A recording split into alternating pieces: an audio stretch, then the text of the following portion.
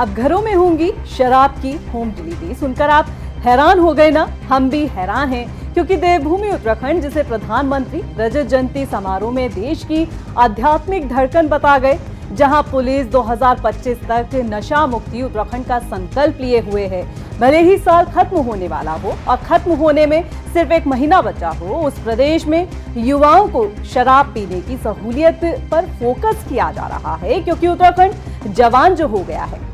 नमस्कार, आप देख रहे हैं खबर उत्तराखंड और मैं हूं आपके साथ रक्षंदा खान।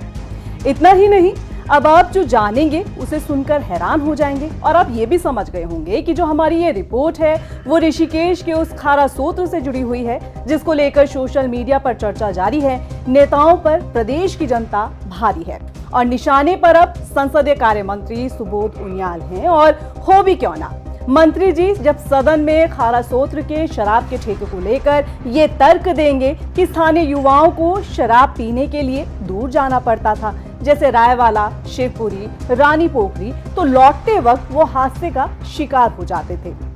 3 सालों में 11 लड़कों की मौत के मामले भी आए, इसलिए आसपास ठेका खुलवा दिया गया। चलिए आपको ये पूरा बयान सुनाते हैं। एक तो वो दुकान ऋषिकेश में नहीं खुली है, पहली बात।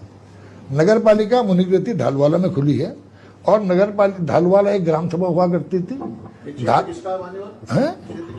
क्या जी? मेरा क्षेत्र है, मेरा क्षेत्र है। और माननीय अध्यक्ष जी, 11 लड़के 3 वर्षों में मेरे क्षेत्र में जो अपने परिवार के अकेले थे, कोई रायवाला शराब पीने जाता था, कोई शिवपुरी जाता था, कोई रानी पोखरी जाता था, और उसके बाद जब लौट के आते थे रास्ते में एक्सीडेंट में 11 लड़कों की मौत हुई। मंत्री जी का ये बयान समझ से परे है, लिहाजा कांग्रेस ने भी मंत्री सुबोध उनियाल को एक सुझाव दे दिया है कि सरकार घर घर शराब की होम डिलीवरी कराना शुरू कर दे। पहले तो ढालवाला में जहाँ ये शराब का ठेका हुआ, 2 पहले ही इस तरीके की अकाल मृत्यु हुई हैं और मैंने तो उनकी आत्मा की शांति के साथ ये कहा है कि सरकार जांच बैठाए और वो अगर उसमें उनका भी इन्वॉल्वमेंट है तो उनके खिलाफ कार्रवाई हो। और मुझे लगता है कि इस देवभूमि में कम से कम कुंभ क्षेत्र में इन चीज़ों से बचना चाहिए। सरकार को इसमें सोच समझ के कदम उठाना चाहिए। और वहाँ ओम गोपाल जी हों, चाहे हमारे उत्तम असवाल जी हों जो हमारे ब्लॉक अध्यक्ष हैं, वो सब लोग आंदोलनरत थे। और अगर मंत्री जी को इतनी चिंता अगर नौजवानों की है, पहले तो कोशिश करते कि नशाखोरी के खिलाफ कुछ बात करते, और अगर उनको यही है कि पहुंचाना तो घर घर पहुंचा दीजिए। फिर ये जगह जगह माहौल ख़राब करने की कोशिश क्यों कर रहे हैं?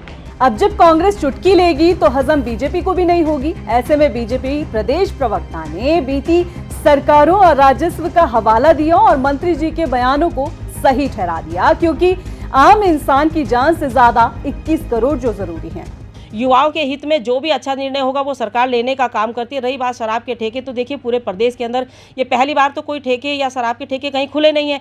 ये तो बरसों बरसों से चले आ रहे हैं, जहाँ जिसको जगह मिलती है वो खोलता है। लेकिन सरकार ये देखती है कि जनहित को कोई नुकसान ना हो, जनहित में सारे कार्य होने चाहिए। और रही बात इन शराब के ठेकों की, तो जहाँ तक सरकार की कोशिश ये रहती है कि हमारी मातृशक्ति को उससे कोई दिक्कत ना हो, हमारे युवाओं को कोई उससे दिक्कत ना हो, और युवाओं को इसमें समझना पड़ेगा। देखिए, नशा कोई भी चीज़ हो, किसी को भी नहीं करना चाहिए। नशा बुरी बात होती है, गलत चीज़ है, पर सरकार का जो ये रेवेन्यू भी है ये भी बढ़ता है। तो ये सारी चीज़ें, चाहे इसमें अगर हम आबकारी की बात करें तो ये कहीं ना कहीं जो टेंडरिंग प्रक्रिया होती है उनके तहत ये लोग लेने का काम करते हैं। पर सरकार अपनी तरफ से पूरी साफ़ सुथरी छवि के साथ में, अच्छी मंशा के साथ में इन सारी जो योजनाएं उनको लाने का काम करती है। तो इस पे इस तरह की राजनीति नहीं होनी चाहिए। शायद इसी रेवेन्यू के चक्कर में पुलिस को खारा सोत्र के ठेके की हिफाजत करनी पड़ी।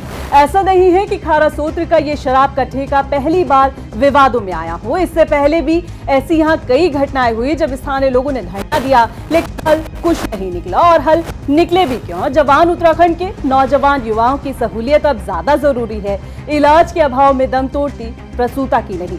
इस रिपोर्ट को लेकर आपकी क्या राय है? आप हमें कमेंट कर जरूर बताएं। और अगर चैनल को अब तक आपने लाइक फॉलो नहीं किया तो वो भी जरूर कर लें। नमस्कार।